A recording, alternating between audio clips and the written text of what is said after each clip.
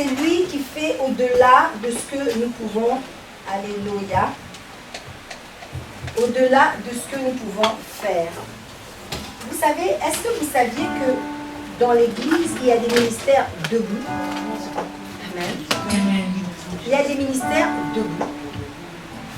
Il y a des ministères assis. Amen. Dans les ministères debout, c'est tout ce qui est hors de l'Église. Évangélistes, apôtres, c'est ceux qui vont travailler à l'extérieur. Dans les ministères assis, nous avons les prophètes, les pasteurs, les docteurs, c'est ceux qui sont dans l'Église. Pour faire quoi? Pour enseigner, pour encadrer. Là, on a le problème d'aujourd'hui. En fait, le Seigneur, il a donné ses ministères, mais par le biais du Saint-Esprit. C'est lui qui donne à qui il veut, comme il veut. C'est lui qui distribue les dons comme il veut, à qui il veut. Le Saint-Esprit est une personne à part entière, qui a des sentiments, qui parle, qui agit, qui s'attriste, mais également qui distribue des dons, des ministères comme il veut.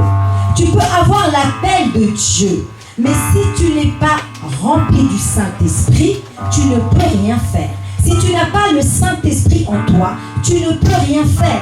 Parce que c'est le Saint-Esprit qui nous conduit dans toute la vérité. Et c'est quoi la vérité? La vérité, c'est Christ. Et c'est qui Christ? Christ, c'est la parole de Dieu, la parole devenue chair. Amen. Alléluia. Donc, le Saint-Esprit est une personne importante dans la vie d'un chrétien. Amen. Tu peux avoir fait des longues études, avoir fait des doctorats, emmagasiner des doctorats après doctorats. Si tu n'as pas le Saint-Esprit, tu es vide. La Bible déclare: un peuple sans connaissance est un peuple sans frein. Mais qui donne la connaissance? C'est le Saint-Esprit. Amen. Quand Jésus est en train de dire qu'il est avantageux que je m'en aille, c'est parce que Jésus savait qu'il n'avait pas la capacité d'agir en chacun d'entre nous, aussi nombreux que nous sommes chrétiens dans le monde. Et c'est le Saint-Esprit qui nous convainc aussi du péché. Ça veut dire qu'il parle, qu'il agit. Amen. Qu'il convainc ou pas. Amen. Si le Saint-Esprit ne te convainc pas du péché, c'est que tu es loin de Dieu. Amen. Parce que quand le Saint-Esprit parle, il y a quelque chose qui doit se passer en toi. Amen. Parce que la voix de Dieu n'est pas comme la voix de ton père, la voix de ta mère, la voix de ta soeur, la voix de ton frère, de ton ami, de ton voisin, de ta collègue. Amen. Nous voyons que dans l'ancien temps, le Saint-Esprit n'était pas le temple des anciens. Amen. Nous sommes le temple du Saint-Esprit. Mais dans le passé, non.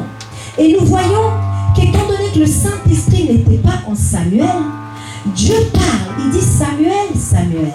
Samuel, Samuel. Samuel court voir son père spirituel et dit: c'est toi qui m'as appelé? Non. Samuel, Samuel. Il retourne voir son père et dit: c'est toi qui m'as appelé? Non. Mais pourtant, Dieu pouvait passer par Élie et lui dire: Élie, prépare Samuel parce que je voudrais lui parler. Oui ou non?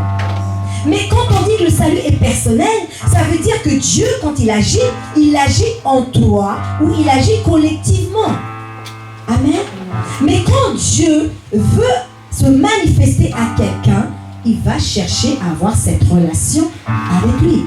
En fait, le Seigneur voulait tout simplement que Samuel apprenne à reconnaître la voix de Dieu. Pourquoi? Parce qu'il y a notre voix, il y a la voix du diable, il y a la voix de Dieu. Si tu ne sais pas faire la différence entre les trois, ça veut dire que tu risques d'être dans le chaos. Parce qu'il y a des choses que tu feras pensant que c'était Dieu et que ce n'est pas Dieu. C'est pour ça que c'est important que nous les chrétiens, avant de prendre des décisions, il faut quand même écouter qu'est-ce que Dieu te dit. Les désirs de l'homme ne sont pas les désirs de Dieu. Les envies de l'homme ne sont pas les envies de Dieu. Mais le Saint-Esprit en nous doit nous pousser dans un comportement divin en tant qu'enfant de Dieu. Parce que la Bible dit, nous sommes dans le monde, mais nous ne sommes pas du monde. Ça veut dire que nous ne devons pas écouter la voix du monde, mais nous devons écouter la voix divine de Dieu au travers le Saint-Esprit qui nous parle. Amen. Gloire soit rendue à Dieu.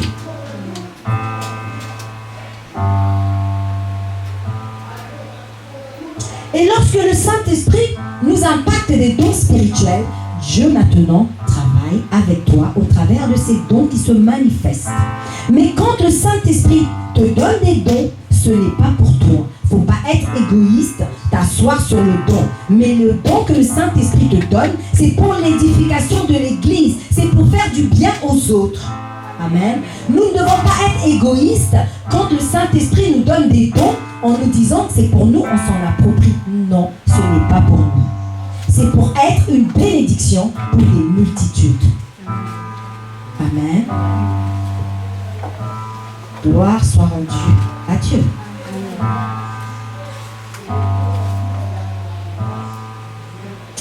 Si le Seigneur nous a donné le Saint-Esprit et a fait de nous le temple du Saint-Esprit, c'est parce que tout simplement Dieu voulait faire la différence. Amen. La différence entre ceux qui le servent, qui le connaissent, et ceux qui ne le servent pas, qui ne le connaissent pas. Amen. Les enfants de mon père ne sont pas les enfants du père de Jean-Bernard. Amen. Et donc nous avons un père qui nous a englobés en tant que membres du corps du Christ, temple du Saint-Esprit, à être participants à la nature de Dieu, à la nature divine. Donc ça veut dire quoi? Ça veut dire que le Saint-Esprit en nous doit nous impacter de la nature de Dieu, du caractère de Dieu, des attributs de Dieu, de la divinité de Dieu. Amen. Sans quoi, il y a un problème. Amen. Parce que si le Saint-Esprit est en toi, il doit t'impacter. N'est-ce pas que les amis intimes nous impactent? Quand tu as passé 10 ans, 20 ans avec un ami fidèle, croyez-moi, il y a des similitudes dans votre façon d'être, dans votre façon de vous comporter, dans votre façon de vous exprimer, dans les agissements. Amen. En l'occurrence, le Saint-Esprit doit nous impacter de cette nature divine qui doit faire que lorsque tu es quelque part, il y a quelque chose qui ne glorifie pas Dieu, ça doit t'attrister. Amen. Tu ne peux pas te réjouir ça et là de tout ce qui se dit, tout ce qui se fait. Non, le Saint-Esprit en toi te dira si ce qui se passe, c'est bon ou pas. Si tu arrives quelque part où les gens sont en train de murmurer, en train de critiquer et que tu prends part, ça veut dire que tu as éteint le Saint-Esprit en toi. Parce que quand le Saint-Esprit en toi n'est pas éteint, tu entendras la voix du Saint-Esprit te dire « Ce n'est pas bon ce que tu fais. » Amen. Et c'est au travers de notre conscience. Amen. Quand le Seigneur est en train de dire « Cherchez premièrement le royaume de Dieu et sa justice », ça veut dire quoi?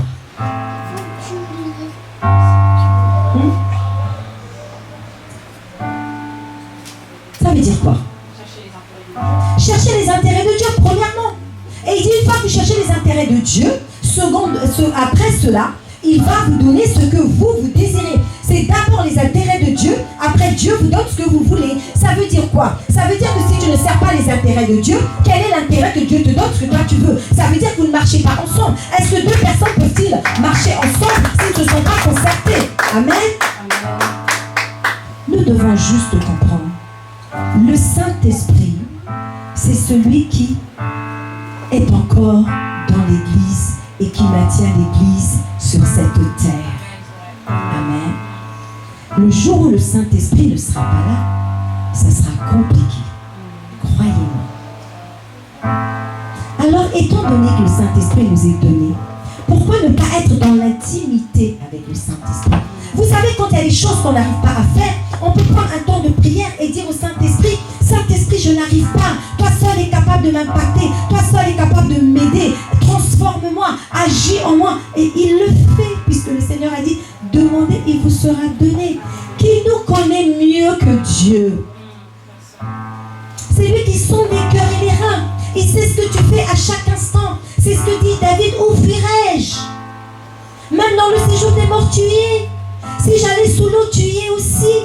Ça veut dire que même si je suis dans l'obscurité, je crois que Dieu n'est pas là. Mais il nous voit parce qu'il est la lumière qui éclaire dans les ténèbres.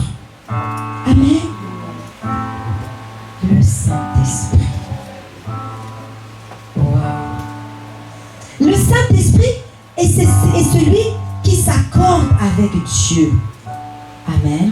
Le Père, le Fils, le Saint-Esprit sont en accord. Le Père ne peut pas faire comme il veut, le Seigneur comme il veut, le Saint-Esprit comme il veut, et chacun va comme il veut. Non. Ils sont dans une communion fraternelle. Ils sont dans l'unité. Bien que chacun d'eux ait sa fonctionnalité. Amen. Bien que chacun d'eux ait un rôle particulier. Mais ils sont dans l'unité. Et c'est ce que Dieu veut également. Que nous, chrétiens, enfants de Dieu, alléluia, membres du corps du Christ, temple du Saint-Esprit, que nous puissions marcher en accord et dans l'unité pour faire descendre la gloire de Dieu. Amen. Là où on n'est pas en accord, on n'est pas, alléluia, dans l'unité, même pendant 100 ans, on peut faire ce que nous voulons faire. Dieu n'agira pas. Dieu agit tout simplement quand on est en accord et quand on est dans l'unité. Le Saint-Esprit nous a été donné aussi pour être un soutien dans notre vie spirituelle. Il est la source d'eau vive en nous. Amen. Gloire soit rendue à Dieu. Vous savez, même quand Dieu ne parle pas, mais si tu marches avec le Saint-Esprit, tu auras la paix dans ton cœur. Parce que le Saint-Esprit te donnera une paix qui surpasse toute paix. Vous savez, souvent on néglige le Saint-Esprit. On a tendance à se tourner que vers Jésus. Jésus, Jésus, Jésus, Jésus, Jésus. Mais quelle est la part du Saint-Esprit? Dans le livre d'Actes, est-ce que c'est Jésus qui avait agi? Mais quand on prend la Genèse, c'est le livre de quoi? Commençons. Amen. Donnez les bons termes. Amen. C'est le livre de la création. Donc, le commençons. Amen. Vous savez, Dieu parlait, le Saint-Esprit agissait d'un commun accord. Et on voit même du temps d'Ananias. Qu'est-ce qui s'était passé? Est-ce que c'est le Seigneur qui avait frappé? Qui avait frappé? Pourquoi? Ils avaient menti au Saint-Esprit. Nous devons faire très attention. Vous savez, il y a des gens qui te regardent dans les yeux, censés être enfants de Dieu, censés être serviteurs de Dieu, qui te regardent droit dans les yeux et qui sont en train de mentir alors que le Saint-Esprit est en toi. Donc en fait, c'est pas à toi qu'il ment, mais il ment à Dieu. Amen. Vous allez dire, mais pourquoi tu dis ça, Tanti? Mais quand nous avons lu la parole de Dieu, qu'est-ce que Moïse a dit? Hein? Dans Exode, qu'est-ce que Moïse a dit? Amen. Quand ils ont commencé à murmurer contre lui, qu'est-ce que Moïse a dit? C'était contre Dieu. Donc ça veut dire que quand tu es en train de mentir à un serviteur de Dieu, le regardant droit dans les yeux, tu es en train de mentir à Dieu. Faisons attention. Nous sommes peut-être dans le temps de la grâce, mais Dieu, quand on lui ment, il peut encore agir. Amen. Je préfère que tu ne dises rien que de donner des excuses bidons qui sont des mensonges. Parce que le Saint-Esprit s'attriste. N'oublions pas que c'est une personne. Nous devons prêter attention à tout ce que nous faisons parce que Dieu, le Saint-Esprit, est en nous. C'est une personne qui est très sensible. Amen. Et nous ne devons pas heurter la sensibilité du Saint-Esprit. Mais avant d'agir, nous devons nous dire, nous sommes le temple du Saint-Esprit. Nous avons été scellés par le Saint-Esprit. Est-ce que ça, je peux dire, je peux faire? Est-ce que mon agissement va offenser le Saint-Esprit ou pas? Va offenser le Seigneur ou pas? Parce que nous sommes le temple du Saint-Esprit, mais nous sommes membres du corps du Christ. Amen. Quand on parle de corps, ça veut dire que Jésus est la tête et tu es le corps. Comment toi, le corps, que nous sommes membres du corps du Christ, nous pouvons mentir, sachant que la tête, c'est le Seigneur. Donc ça veut dire que nous emmenons Dieu, le Seigneur, et Dieu, le Saint-Esprit, à participer à notre mensonge. Amen. Si tel qu'il est tel nous sommes, nous devons être prudents. Le monde dit de tourner 7 fois sa langue avant de parler. Pourquoi? Pourquoi faut-il tourner 7 fois sa langue avant de parler? Ça te permet de réfléchir, de ne pas dire n'importe quoi. Amen. Mais si le monde l'a compris, et nous avec notre Dieu, le Saint-Esprit à nous, ne devrons-nous pas réfléchir avant de poser des actes? Amen. On voit des gens qui vont jusqu'à l'autel, frères et sœurs en Christ. Mais quand vous êtes dans la chambre, avant de vous déshabiller, le Saint-Esprit ne vous interpelle-t-il pas? Hein? Le Saint-Esprit nous interpelle. Qu'est-ce que tu fais là? Pourquoi tu es là? Mais si tu n'as pas le Saint-Esprit en toi, tu n'entends pas la voix de Dieu te parler. Ou si tu vas dans un magasin, tu veux voler, le Saint-Esprit doit te dire, mais qu'est-ce que tu fais? N'as-tu pas lu dans les commandements, les 10 commandements, il est écrit de ne pas voler? Amen. Et si ton frère, ta soeur, t'a fait quelque chose qui t'a blessé, qui t'a heurté, mais il ne va pas murmurer avec une autre soeur, un autre frère. Parce que tu es en train d'attrister le Saint-Esprit. Tu es en train de pécher contre Dieu. Va voir ton frère, va voir ta soeur et dis-lui, écoute, tu m'as heurté. Ce que tu as dit m'a blessé. Pourquoi tu l'as dit? Amen. Ceux qui sont nés de nouveau en Christ, qui ont été scellés par le Saint-Esprit, qui sont membres du corps du Christ, temple du Saint-Esprit, ne peuvent plus agir comme ils veulent parce que nos vies ne nous appartiennent plus. Ils appartiennent à Dieu le Père, Dieu le Fils, Dieu le Saint-Esprit. Amen. Donc tu ne peux pas conduire ta vie comme tu veux. Le Saint-Esprit est celui qui va te convaincre également de la manière dont tu conduis ta vie, si cela convient à Dieu ou pas, si cela offense Dieu ou pas, si cela réjouit Dieu ou pas. Le Saint-Esprit, c'est celui qui nous fait prendre la température de notre vie spirituelle. Où en sommes-nous? Est-ce que nous sommes chauds? Est-ce que nous sommes froids? Est-ce que nous sommes chauds bouillants? Est-ce que nous sommes tièdes? Le Saint-Esprit, c'est celui qui t'interpelle à jeûner. Il va t'interpeller à prier.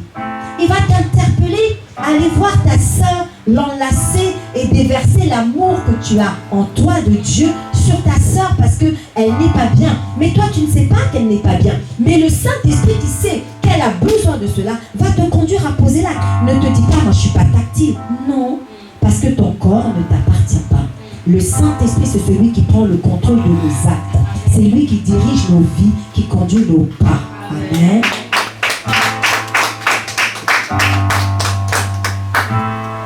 Vous savez, le Saint-Esprit est celui qui peut même te dire au volant de ta voiture, arrête-toi. Moi, je me souviens quand je suis née de nouveau, je devais aller rencontrer des amis vers gare d'Austerlitz. Et j'étais au volant, je me souviens, j'avais encore Tania, j'avais déjà Tania, elle doit avoir peut-être 1 an ou 2 ans. Au volant de ma voiture sur le périph' sous le pont, j'entends, je roulais vite parce qu'il n'y avait personne. Et à l'époque, on était à 80. Et j'entends le Saint-Esprit me dire ralentis. Et j'ai ralenti au maximum. Et je vois une voiture qui passe, qui s'est pris le côté gauche du périph', qui s'est repris le côté droit, mais sous le pont. Amen. Il s'est pris les 2 murs. Et je me suis dit, mais si je n'avais pas obéi à la voix du Saint-Esprit, mais cette voiture m'aurait frappé de plein fouet. Imaginez-vous, j'avais un enfant d'1 an ou 2. Que se serait-il passé si j'étais plus de ce monde? Donc quand le Saint-Esprit nous parle, ne résistons pas, mais soyons malléables. Écoutons Dieu, agissons et posons les actes que le Saint-Esprit veut que nous puissions poser pour que notre vie soit la vie qui reflète la gloire de Dieu, qui reflète la présence de Dieu, qui reflète, alléluia, le royaume de Dieu. Amen. Vous savez, Dieu le Saint-Esprit en nous connaît mieux que nous ce qui est bon pour nous, connaît mieux que nous ce qui nous convient. C'est pour ça que la Bible déclare dans le livre de Romains, le Saint-Esprit nous aide donc par des soupirs inexprimables. Mais c'est quoi ces soupirs inexprimables? Ça veut dire tout simplement que Dieu, le Saint-Esprit, prend ta bouche et commence à intercéder pour toi au travers de ta bouche parce qu'il a envie que Dieu puisse agir. C'est lui qui sait quelle est la prière qu'il doit adresser à Dieu par rapport à la situation X qui est peut-être en train de déranger ta vie. Amen. Waouh, quelle grâce. Vous vous rendez compte, Dieu, le Saint-Esprit, qui parle au travers de ta bouche parce que c'est lui qui sait quelles sont les paroles que tu dois adresser à Dieu pour que Dieu puisse exaucer ta prière. Sans quoi tu peux prier pendant des années et ne jamais avoir l'exaucement parce que tu ne sais pas ce qu'il convient de demander à Dieu par rapport à la situation de ta famille, par rapport à ta situation, par rapport à la situation de l'église corps du Christ, par rapport à la situation de parole, esprit et vie, par rapport à la situation du peuple de Dieu de parole, esprit et vie. Amen. C'est lui qui connaît ce qui va t'arriver demain, ce qui va t'arriver même quand tu vas sortir d'ici. S'il te dit au sorti de l'église, reste encore dans la salle, ne pars pas, reste dans la salle, ne pars pas. Amen.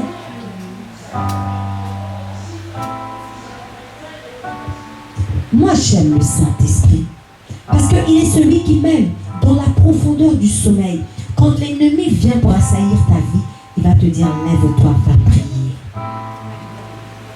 Ne dis pas je suis fatigué. Lève-toi, va prier. Fatigué ou pas, endormi ou pas. Parce que si le Saint-Esprit te dit de te lever, d'aller prier, c'est qu'il y a danger. Amen. Alors ne prends pas ta couette et dors. Mais va affronter l'ennemi. Parce que pendant toi tu dors, tu ne sais pas ce qui va semer. Tu ne sais pas ce qu'il est en train de préparer pour ta journée. Tu ne sais pas quels sont les pièges. Tu ne sais pas quelles sont les ruses. Tu ne sais pas qui il a soulevé quelque part dans son fief pour venir contrecarrer le plan de Dieu dans ta vie. Tu ne sais pas qui il a soulevé quelque part, ses acolytes, pour venir te rencontrer, croyant que c'est la connexion de Dieu. Mais ce sont des gens qui s'approchent de toi pour mieux détruire ta vie. Amen. Alors quand le Saint-Esprit te parle, obéis, ne lui résistons pas. Amen. Ce que j'aime avec le glorieux Saint-Esprit, c'est que c'est lui qui ramène de la mort à la vie. Jésus était mort dans le tombeau. Pourtant, il était Dieu le Fils. Mais l'œuvre de la résurrection ne lui incombait pas. L'œuvre de la résurrection incombait au Saint-Esprit. Et c'est le glorieux Saint-Esprit qui va impacter Jésus de sa gloire et qui va ramener Jésus d'entre les morts. Amen. Alors on ne peut pas négliger le Saint-Esprit.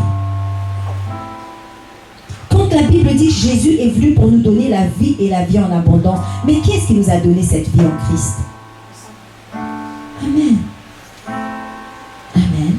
Jésus parle, le Saint-Esprit agit. Le Père parle, le Saint-Esprit agit. Le jour où le Saint-Esprit n'est plus en toi, ça veut dire que nous sommes en train de monter pour aller à la maison nous reposer. Mais dans nos faiblesses, nous avons besoin du Saint-Esprit qui est la force de Dieu en nous pour nous éviter de faire n'importe quoi. C'est lui qui nous reprend et qui nous conduit sur le chemin qui est Jésus, le chemin de gloire, le chemin, alléluia, de victoire. C'est le Saint-Esprit qui a donné la victoire à Christ. La victoire de la croix, c'est le Saint-Esprit. Amen.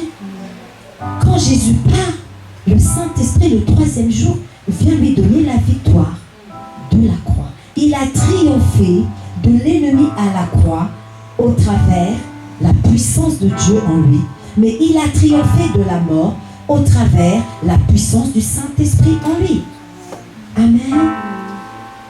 Et ça veut dire que nous ne sommes pas n'importe qui. Amen.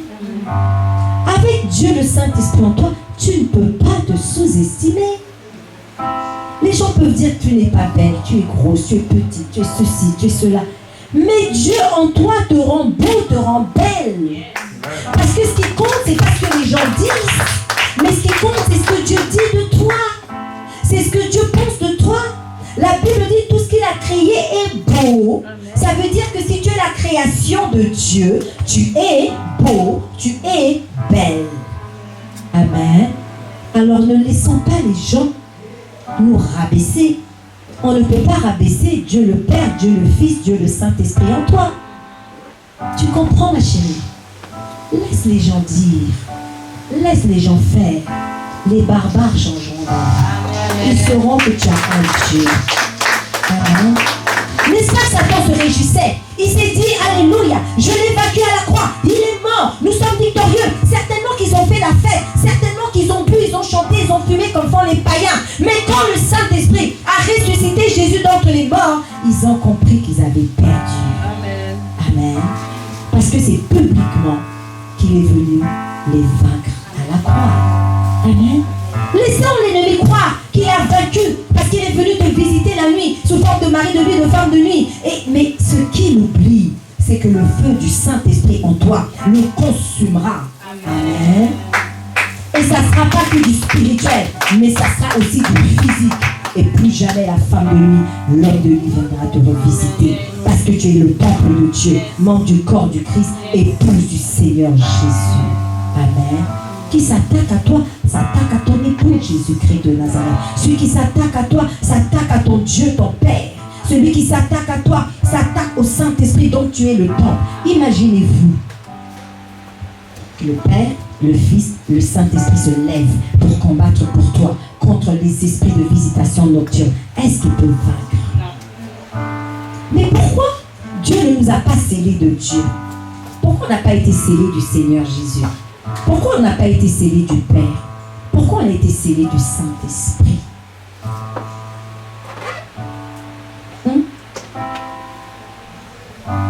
Je vous ai dit, la triunité de Dieu, chacun, c'est comme si on était sur l'autoroute à 3 voies. Amen. Ramenez-moi d'autres chaises.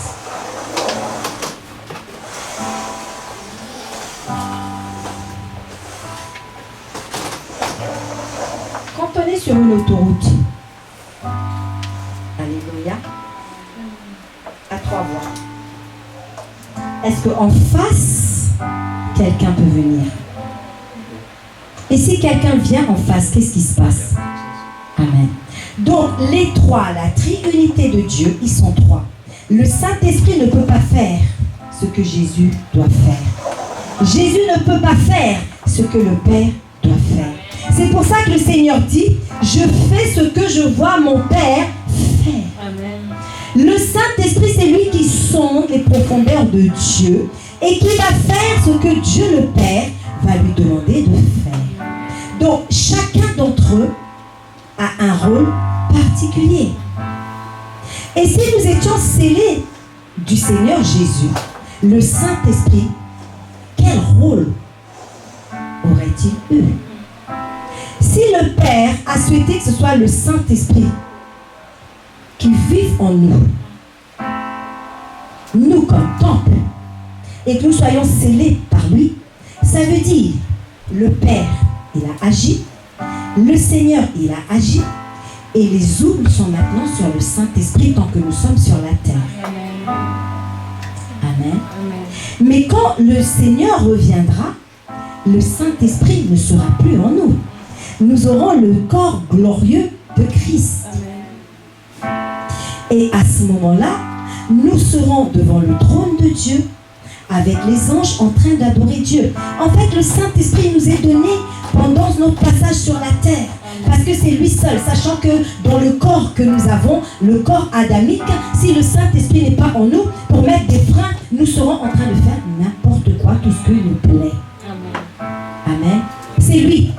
Le Saint-Esprit nous empêche de faire n'importe quoi. Amen. À condition que nous soyons dans l'intimité avec lui. Amen. Mais si lui, nous l'avons éteint, il n'est plus là. C'est toi qui conduis ta vie. Tout ce que tu vas faire, tu vas trouver c'est bien. Amen. Mais si lui, il est en toi, c'est comme si il va mettre une rivière qui te donne une limite à ne pas dépasser. Amen. Vous savez, ce que j'aime, c'est que ce n'est pas Jésus, quand tu es dans la profondeur du sommeil, qui va te dire lève-toi pour prier. Mais c'est le Saint-Esprit qui va te révéler. Lève-toi, va prier. Ce n'est pas le Seigneur Jésus qui va te dire jeûne, mais c'est le Saint-Esprit qui va te dire jeûne. Et le Seigneur Jésus va te parler au travers de sa parole pendant que tu vas être dans le jeûne. Ça veut dire que les deux ensemble ont une action pendant que tu es dans ton jeûne, pendant que tu es à la recherche de Dieu. Amen.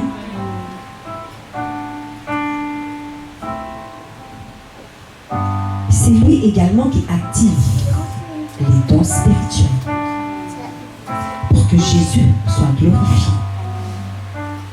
Jésus est le chemin qui nous mène vers le ciel. Le Saint-Esprit est celui qui nous maintient sur ce chemin en nous évitant des écarts. Amen. N'éteignons pas la flamme du Saint-Esprit. N'attristons pas le Saint-Esprit. Parce que quand il est attristé, il ne peut pas agir comme il se doit. Nous prenons l'exemple. Si Karen est attristée, est-ce qu'elle peut prier comme il se doit? Est-ce qu'elle peut méditer la parole de Dieu et avoir la révélation comme il se doit? N'éteignons pas le Saint-Esprit parce que c'est une personne à part entière. Quand le Saint-Esprit est attristé, on le limite dans son champ d'action. Amen. Donnons-lui l'espace qu'il faut pour que Jésus soit glorifié dans nos vies et que le Père soit vu. Amen. Vous savez, c'est lui qui attise le feu en nous. C'est lui qui nous remplit de sa plénitude. C'est lui qui nous conduit dans l'ivresse. C'est l'ivresse du Saint-Esprit. Ce n'est pas l'ivresse de Dieu. C'est la plénitude du Saint-Esprit. Ce n'est pas la plénitude de Jésus. Amen. Jésus, il est venu. Il nous a présenté le Père. Amen. Il nous a fait tourner vers le Père. Il nous a fait connaître le Père. Il a fini à la croix. Il a donné sa révérence. Il a fait rentrer en action le Saint-Esprit. Quand le Saint-Esprit aura fini, il fera sa révérence aussi. Amen. Amen. On va s'arrêter là parce que je voudrais qu'on puisse partager un repas fraternel. Amen. Dans le nom de Dieu.